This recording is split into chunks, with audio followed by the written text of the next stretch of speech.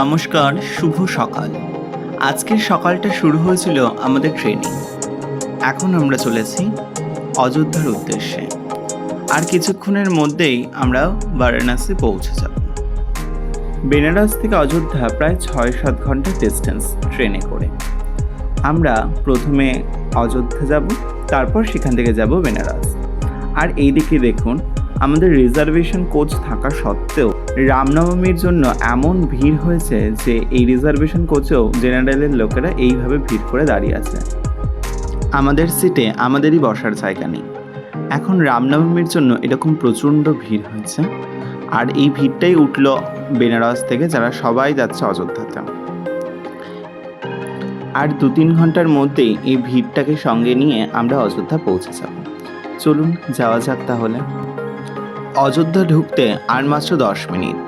আশেপাশের পরিবেশটাই অন্যরকম হয়ে গেছে। আর আমরাও এদিকে ট্রেন থেকে নামার জন্য রেডি হয়ে পড়েছি। আমাদের সিট থেকে অন্য সিটে এসে বসলাম। এখন আমরা কিছুক্ষণের মধ্যে অযোধ্যায় নেমে যাব।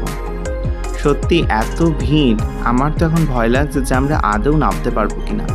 আমাদের ট্রেন ছিল দুন এক্সপ্রেস। এই ট্রেনটা আরও দূরে যাবে, হরিদ্বার পর্যন্ত। ফাইনালি আমরা নেমে পড়লাম অযোধ্যা স্টেশনে। আমাদের ট্রেন মাত্র ১০ মিনিট লেট করেছে, মোটামুটি রাইট টাইমেই ছিল ট্রেনটা।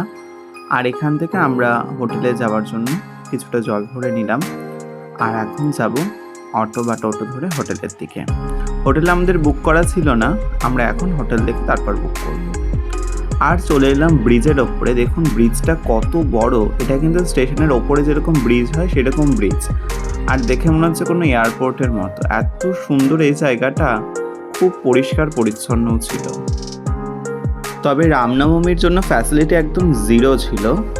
এসকেলেটর বা লিফট কোনোটাই আমরা এখানে অ্যাভেলেবেল পাইনি। সব থাকা সত্ত্বেও বন্ধ করে রাখা হয়েছে রামনবমীর জন্য।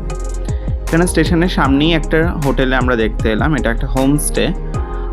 এখানেই আমরা ঠিক করলাম থাকার জন্যে, কারণ আমাদের আবার ভোর ৪টের সময় ২ দিন পর ট্রেন রয়েছে বেনারস যাওয়ার জন্য। সেই জন্য হোটেলের সামনে থাকলে বেশি সুবিধা হবে। প্রথমে এই ঘরটা দেখতে এলাম, কিন্তু এই ঘরটা অতটাও বড় ছিল না, আর তেমন ভালোও লাগছে না রুমটা। তাই এর অপোজিটে আরেকটা রুম আছে, সেই রুমটা দেখাচ্ছি। এই রুমটা মোটামুটি ঠিক আছে, জায়গাও আছে, এসি টেসি সব ঠিক আছে। তো আমরা ঠিক করলাম এই রুমটাই নেব। রামনবমীর জন্য হোটেলের রেট প্রচুর ছিল। তো এই পর্যন্তই, গুড বাই।